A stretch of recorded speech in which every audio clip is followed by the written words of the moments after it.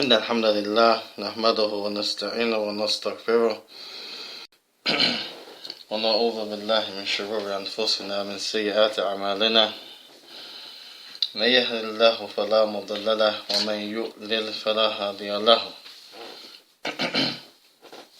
أشهد أن لا إله إلا الله وحده لا شريك له وأشهد أن محمدا عبده ورسوله وبعد. This is the second class in the famous book usul-thalatha or Thalaatha usul. Either of them are correct. Either of the two of them are correct.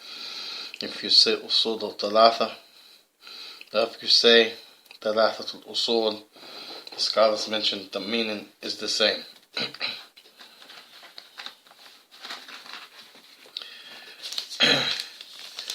And tonight we want to talk about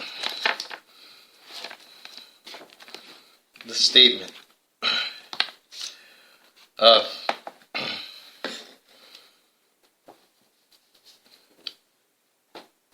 Abdul Wahhab, who was the father of Sheikh Muhammad ibn Abdul Wahhab, when he gave his son the nickname لما يلقب ابنه بمحمد Zaki.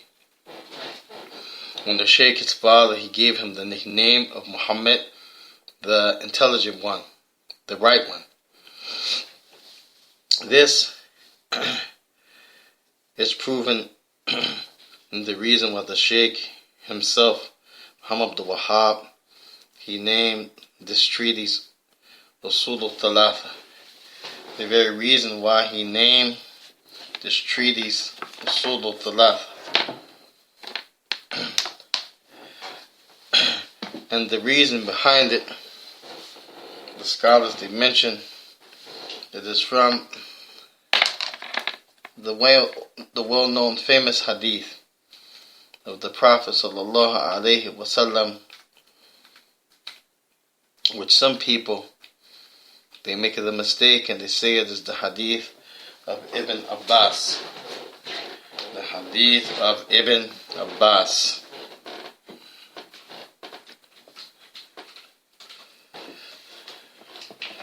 Which Ibn Abbas, we all know, he was the cousin of the Prophet sallallahu alaihi wasallam. That one that the Prophet alayhi salam, he made dua for him. The Prophet himself, he made dua for Ibn Abbas. And he asked Allah Jalla Ula to give him understanding of the religion. When he said, Allahumma fiqahu fi din wa allamahu ta'wil. Allah give him an understanding. Give him a comprehensive understanding of the religion, and teach him interpretation of your book, explanation of your book. Many people think the hadith that we're about to mention is the reason behind Sheikh Muhammad Abdul Wahhab entitling his essay, Hadi Risala, this essay, the reason behind the Sheikh entitling it usul-thalatha is from the hadith of Ibn Abbas. But rather, Abdullah ibn Abbas, he narrates the hadith on the narrator, which is Bara ibn Azib, radiyallahu ta'ala anhuma. May Allah have mercy on both of them, as they are two of the companions of the Messenger sallallahu alayhi wa alihi wasallam. The hadith, which is collected in the Sunnah Abi Dawood, and it's also, I believe, in the Musnad Imam Ibn Abi Shaybah, and it is in the collection of Musnad Sahih Mimma Laysa fi Sahihain, Imam Abi Abdurrahman, Imam Abi Abdurrahman Muqbil ibn Hayl al-Wadi'i, Shaykhuna rahimahullah, from the Imams of this time, and the Muhaddith of the Diyar Yemeniya, the Republic of Yemen. That hadith of the Prophet ﷺ mentions, as it is also in other books such as Al-Aqidah al-Wasatiyah, the explanation of Al-Aqidah al-Wasatiyah by Al-Imam Muhammad ibn Salih al-Uthaymeen. You can find this hadith as well, where the Prophet ﷺ, he mentioned that إذا مات الإنسان, when the human being he dies, يأتي إليه هذان ملكان, two angels, they will come to each individual. فيقول من ربي, they will ask him, who is your Lord? ومن نبيك, who is your prophet, your messenger? وما دينك, and what is your deen? What is your way? What was your way of life? And the Prophet ﷺ, he said, فالمؤمن فيقول مؤمن, and the believer he will say, this also يطلق على Muslim, it also means it is used to also describe the Muslim. As we understand, كل مؤمن مسلما وليس عكس. Everyone has reached the level of being a mu'min, a true believer is a Muslim, but not every Muslim is a true believer. True believer meaning that يدخل إيمان في قلوبهم, that Iman has entered their heart, true conviction, which drives them to believe properly and to do righteous deeds. So here the Prophet he said, Mu'min, يقول, so the believer, the Muslim, he will say, Rabbi Allah, Rabbi Allah, الذي خلقني ورباني. And Allah, He is my Lord. The one who's my Lord, He is Allah. The one who created me and He gave me everything, nourished me, and He looked after me. And the believer, the Prophet ﷺ, he said, he will mention when the question is answered by him about the messenger, he will say, Muhammad ibn Abdullah sallallahu alayhi wasallam, and my prophet was Muhammad ibn Abdullah. And there's some wordings to say. He will also be asked, وَمَا فَأَلْتَ بِمَا جَاء إِلَيْكَ مِنْ هَذَا الرَّجُلِ كَمَا قَالَ, and what did you do about that which came to you from that man? Meaning, did you have ittiba'? Did you follow him in every way? And the issues of belief and the issues of creed, aqidah, and in methodology and adab, did you follow him in all of your affairs as best as possible? And then the Prophet he said, Allah subhanahu wa ta'ala, his angels, they will ask that person, وَمَا دِينُك, and what was your deen? He said, فَيُقُولُ مُؤْمِنْ دِينِ الْإِسْلَامِ حَقًّا, my deen, my way, my religion with Islam, the religion of truth. ثم قال النبي صلى الله عليه وسلم, ويقول في رواية كافر, ويقول في رواية فاجر, ويقول ماذا في رواية ماذا بارك الله فيكم المنافق. So the Prophet he mentioned the opposite now. First he mentioned those who will be successful, najaw, those who will pass the test and answer the questions in the grave. Then he mentioned those who will fail. Amongst them he said, and the kafir he will say. And the Prophet also said, wal-fajr, you call the fajr. And fajr here means a person that he has the the greatest wickedness, the most evil of them, and that is shirk with Allah tabarak wa ta'ala. Allah subhanahu wa ta'ala, he said, إِنَّ اللَّهَ لَا يَكْفِرُ أَن يُشْرِكَ بِهِ وَيَغْفِرُ مَا دُونَ ذَلِكَ لِمَن يَشَاءُ. And Allah will not forgive that you make shirk with Him, Jalla wa Ula, meaning the major shirk and die, but He will forgive all of the other deeds if He wills, subhanahu wa ta'ala. وَأَنَّ اللَّهَ غَفُورٌ رَحِيمٌ, and that Allah subhanahu wa ta'ala is Ghafur Rahim. Allah will forgive you if He wills.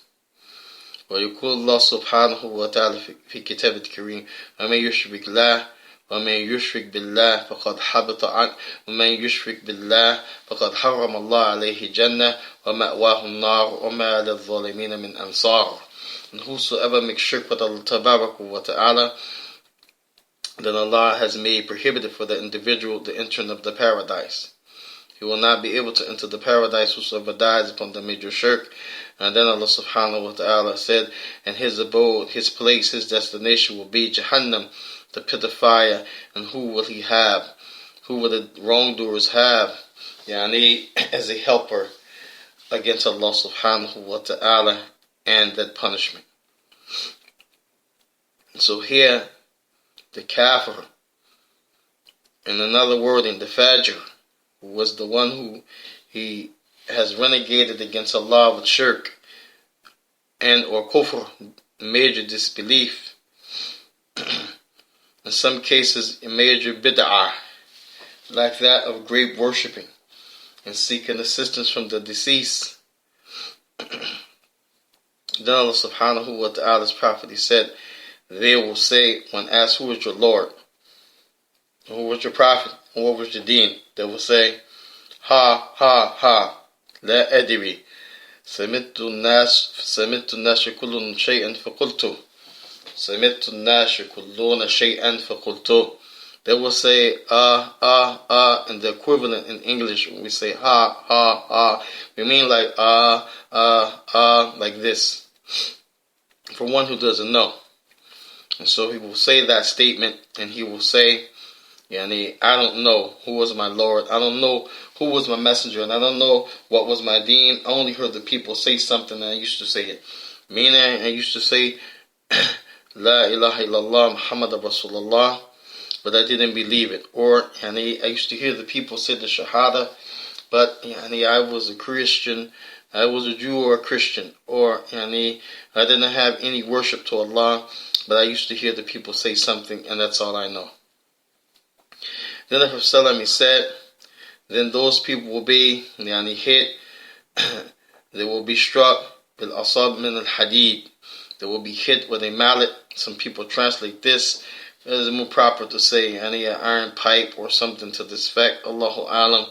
They will be hit with that, and they will be hit with a blow that if the mountains were to be struck with it, it will render into dust. Then the Prophet he mentioned, and barakallahu fikum, that those that get struck with this iron structure, or this iron pipe or stick, or if you like mallet, then they will have cries, and Allah subhanahu wa ta'ala has shielded the people who are alive from hearing those cries because of the heaviness and the gruesomeness of those cries, and that which Allah subhanahu wa ta'ala has left for them as a torment in the grave. Thus, the Shaykh was inspired by the likes of this hadith, by this hadith of Abdullah ibn Abbas, who narrates it from the narrator himself, of Madha al-Bara ibn Azib, which the hadith is in Bara ibn Azib, that this was the reason the Shaykh he wrote the three principles, that is, Man Rabbuk, who was your Lord, Jumlatan wa Tafsilan, in general and specific, Waman Nabiyuk, who was your Prophet, Jumlatan wa Tafsilan, in general and specific, Wama Dinuk, and what was your deen, and Madha, and general and specific. And when it comes to the last one, Madinuk, wa Madinuk, they will say, Deen Islam Haqqa, Islam, my deen was Islam, the religion of truth. So this is what led the Sheikh to write this essay, Barakallahu fikum, usul-thalatha, or Thalaatha usul. We mentioned the ulama, they mentioned that this book, some of them say is a book of Aqidah, creed, that which is tied to the chest of individual. And some say it is a book of Tawheed, that which is the oneness and the Rububiyyah, the lordship, Uluhiyyah, servitude, and the Asma' wa Sifat Tabaraka wa Ta'ala. And some of them have also added Ittiba' li Rasulullah sallallahu, following the Messenger of Allah sallallahu, which some scholars have mentioned this is also a type of Tawheed, such as Shaykh al-Islam Ibn Qayyim al-Jawziyah and his Madarij al-Salikin. وشيخنا Imam Muhammad ibn Abdul Wahhab al-Wasabi al-Yemeni rahimahullah ta'ala, in his قول مفيد في أدلة التوحيد. In the famous book that has the title, The Beneficial Statements and the Evidence that the Shaykh he brought of the issues around Tawheed. Rahimahumullah jami'an. May Allah have mercy on them all. So lastly, inshallah tabarak wa ta'ala, we want to talk and mention where did the term Wahhabiyya come from. As many people use this in reference to Shaykh Muhammad Abdul Wahhab. And we also would like to mention that the term Shaykh al-Islam, it denotes that the person comes in a time where the Islam is on the decline, where the religion of the people have been lost and it needs to be rejuvenated or renewed. كما ذكر النبي صلى الله عليه وسلم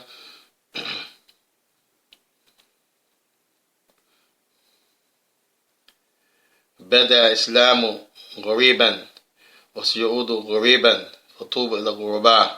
Islam began as something strange in the beginning, and it will come back and return after decline. After rise and the decline, it will return as something strange again. And then the Prophet said, فطوبى إلى الغرباء. So give glad tidings to the strangers. The glad tidings to the strangers.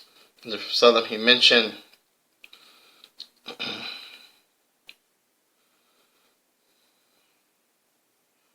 this hadith showing that there is a need for the rejuvenation of this deen, because it began as something strange. Many people did not understand and recognize the Islam in the beginning, and then the Islam it grew, and the people started to learn, and they grew, and they started to learn, and the deen spread, and then after a period of time, it became lost. It became something absent in the minds and the hearts and the lives of the people, until it almost dwindled away, except a little bit. And then the Prophet said that Allah subhanahu wa ta'ala لكل رأس ماذا لكل 100 رأس عام إن الله ماذا إن الله ماذا إن الله يبعث على كل رأس 100 عام من يجدد دينه كما قال. Allah subhanahu wa ta'ala's prophet, he said the meaning, and Allah ماذا إن الله يبعث إن الله يبعث رجلا على كل رأس 100 عام من يجدد دينه أو كما قال, that Allah subhanahu wa ta'ala will send a man, an individual, at the beginning, at the start of every 100 years, that person would renew, he would revitalize the deen of Allah subhanahu wa ta'ala. And so thus, this is the title, when Allah sends an individual to do that. And it can be that a person is in one part of the land doing that, another in another part of the land, as it has been known to be people that carry that title in the same time, in the same place, or in different places. And you have many people that carry that title, Shaykh al-Islam, such as Ibn Qudam al-Maqdisi, Sahib al-Kitab al-Mughni, وكذلك بارك الله فيكم شيخ الإسلام ماذا أحمد ibn Uthman al-Dhahabi رحمه الله تعالى إمام شمس الدين الذهبي. نعم. وكذلك ماذا بارك الله فيكم شيخ الإسلام بارك الله فيكم ماذا عبد الغني ابن عبد الواحد المقدسي. وكذلك ماذا جزاكم الله خيرا شيخ الإسلام ابن جوزي. وكذلك Shaykh al-Islam أحمد ibn Abdul Halim ibn Taymiyyah. وكذلك يقولون شيخ الإسلام الثاني هو ابن قيم الجوزية.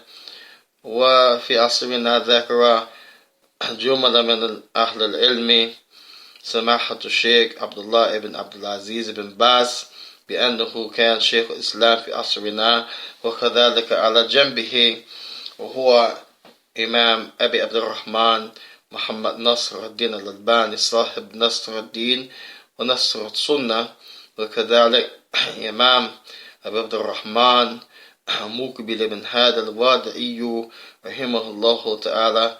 كلهم يلقبوا بشيخ الإسلام في حياتهم رحمهم الله جميعا. And all of them and many others that have been given the title and the nickname of Shaykh al-Islam as they came in their era, in their time, and they renewed the religion in the place where they lived. And this is why Muhammad ibn Abdul Wahhab ibn Sulaiman at-Tamim al-Najdi, he has the title Shaykh al-Islam. It has also been mentioned from where did the term Wahhabiyya disseminate. من أين جاء مصطلح Wahhabiyya? Where did this term originate? Imam Muhammad Nasr al-Din al-Albani, he was asked this question and he talked about it, saying that this term came من ماذا Turkey.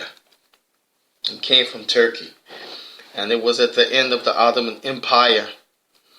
That during that time, it rose this young man by the name of Muhammad ibn Abdul Wahhab. And he said, to begin with, when the people criticize and they make fun and they make mockery and they blame and say they're Wahhabi, the Wahhabiyya, the first thing we should understand and know, Al-Wahhab min Asma'illahi Tabaraka wa Ta'ala Jalla wa Ula, that Al-Wahhab is from the name of Allah Subhanahu wa Ta'ala. So if someone is saying they're Wahhabi, this means they are worshippers, followers of Allah Tabaraka wa Ta'ala, a Wahhab. Secondly, wa barakallahu fikum, that the Shaykh, he sought ilm, wa barakallahu fikum, Shaykh Muhammad, in the places such as Iraq, places such as Sham, which is known to Palestine, Jordan, and Syria like this, and then also Fil Misr, Nam in Egypt, and then he returned back to the Najd after studying in Mecca and seeking knowledge, barakallahu fikum, in Medina. And then he returned back to the outskirts, or those areas that is typically called the Najd, such as Riyadh and those other places along the areas that we consider the Najd, the Gulf of Saudi Arabia. So the Shaykh, his da'wah, his teachings, and that which he acquired spread because of his learning in those areas and his propagation. And those people, barakallahu fikum, prior to him, they were doing grave worship. They were calling on the deceased, that which Allah Tabaraka wa Ta'ala said about them, La yasma'un, they do not hear you, meaning is an invocation. And as for the statement of the Prophet, then they hear the footsteps of the loved ones when they leave. Hada makhsusin, this is particularly to the footsteps. Huwa muqayyad, it is restricted to that alone. They do not hear unrestrictedly the deceased. Rather, they hear the footsteps of the loved ones or the people leaving after the dirt has covered them. أما كلام الله تبارك وتعالى في قوله لا يسمعون, as far as the statement of Allah تبارك وتعالى, then it is is a statement that this talking about barakallahu fikum in general.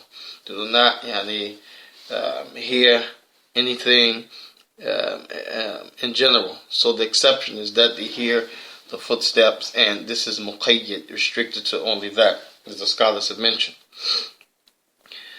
And Allah Tabaraka wa Ta'ala has prohibited this, as Allah Subhanahu wa Ta'ala said, um, um, in His noble book, وَإِذَا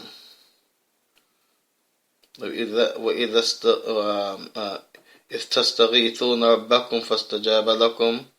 And remember when you sought in dire need and dire straits your Lord, and you were seeking help from a tremendous thing where you felt there was nowhere to turn, then your Lord, He answered you. So when you fear something to that degree, you have to turn to Allah Subhanahu wa Ta'ala.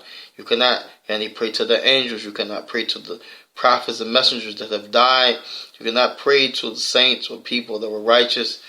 You can only ask Allah Subhanahu wa Ta'ala in that case when there is a situation of Thalaatha, and those that you ask are not present. If they are present and they're able to help you, and they of course are alive, then it's okay. But if they are not alive, or they are alive but they're not present, or they don't have the ability, then this becomes prohibited.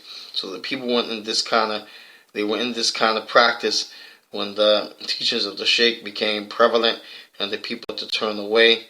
Then the people from Turkey invented this statement Wahhabiyya, with a disdain for the proper teachings in Islam, for the teachings the people of the Tawheed and Indhar and the Shirk, and telling them to stay away from the Shirk. Then later on it became known, Allahumma musta'an, as a fabrication, that now anyone that reads or follows the teachings of the Sheikh, then he's extreme. As they said, this is extreme, not to call them deceased. These people, they are people of extremism, but rather they were the people of extremism, and the Sheikh and his teachings were that which of the Prophet ﷺ and the companions. And they did this in order to have the people flee from the proper teachings. وَلَا حَوْلَ وَلَا قُوَّةَ إِلَّا بِاللَّهِ. And so now, Wallahu musta'an, this is something that many of the people have on their tongues, and they don't have a clue. Who was Sheikh Muhammad Abdul Wahhab? What was his teachings? And moreover, that this is even one of the names of Allah Jalla wa Ala, Al-Wahhab. ومن قال أن الشيخ كان صاحب التكفير، ومن كان الشيخ ومن قال كان الشيخ صاحب الضلالة، ومن قال كان الشيخ ماذا صاحب التقليد للدولة أو وللملك، هذا هو كذب والافتراء والبهتان على دعوته وعلى ثمرته وعلى ما أفاد الله سبحانه وتعالى هذه العالم جليل الذي نفى الله تبارك وتعالى كثير بمعرفاته إلى الآن في بلاد شتى. ونسأل الله سبحانه وتعالى أن يحق الحق الحق ويبطل الباطل. له سمع الدعاء. وصلى الله وسلم وبارك على رسوله الكريم وعلى آله وأصحابه وسلم تسليما كثيرا. And lastly, we'll say that Allah subhanahu wa ta'ala has blessed this great scholar, that his works are still alive all over the globe up until this time that we live in, and it shows that the works of the Sheikh was the works of a proper call and a proper intention. Therefore, whosoever says to the Sheikh Allahumma musta'an, he was a person who used to deem the Muslims disbelievers unjustly, or to deem them disbelievers in order to spill their blood, or that the Sheikh was a person of astrayness, that he came with a new religion, or that the Sheikh himself was a scholar at the